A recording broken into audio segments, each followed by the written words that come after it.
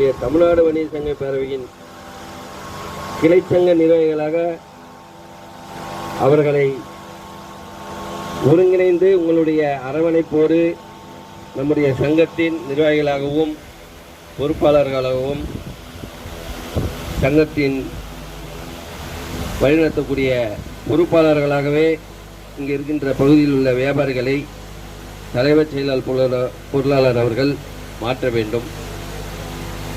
இது உங்களுக்கு கடமையாகவே இன்று நீங்கள் ஏற்றுக்கொள்ள வேண்டும்.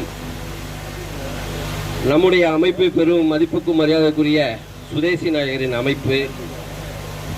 நாம் எப்படிப்பட்ட தலைவருக்கு பின்னால் நடந்து செல்கிறோம் என்பதை நீங்கள் நினைவு கூர்ந்து உங்களுடைய பகுதி வியாபாரிகளை அணுக வேண்டும். எத்தனை வியாபாரிகள் சங்க தலைவர்கள் வந்தாலும் நம்முடைய தலைவர் அன்பு தலைவர் டைமண்ட் ராஜா பின்னால் தான் வியாபாரிகள் சங்கம் யாராக இருந்தாலும் இருக்க முடியும்.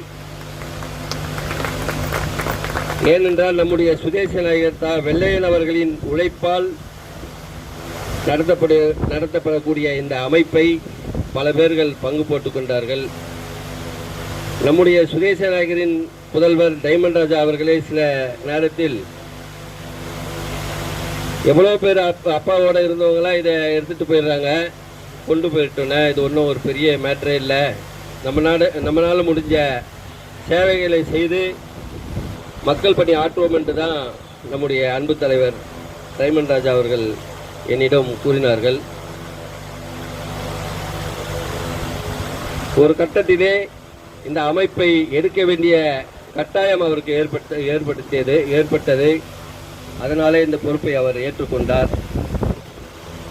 ஏற்றுக்கொண்ட பிறகு பல பகுதியிலே நான் அவரோடு சென்று பார்க்கின்றேன். இப்படி ஒரு எழுச்சி மிக்க ஒரு இளைய தலைவர்களை எல்லா பகுதியிலும் இருக்கின்ற வியாபாரிகள் எதிர்பார்த்ததை நான் நன்றாக கவனித்தேன்.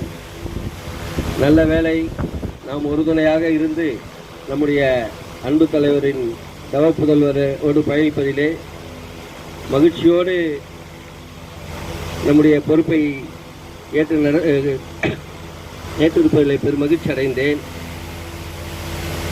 நீங்கள் கோயம்புத்தூர் போனீங்கன்னா கிட்டத்தட்ட ஒரு இது மாதிரி மீட்டிங் பண்ண ஒரு 1000 பேர் வந்துடுறாங்க அவருக்கு. விழுப்புரம் போனீங்கன்னா அங்கே ஒரு 500 பேர் வந்து நிற்கிறாங்க.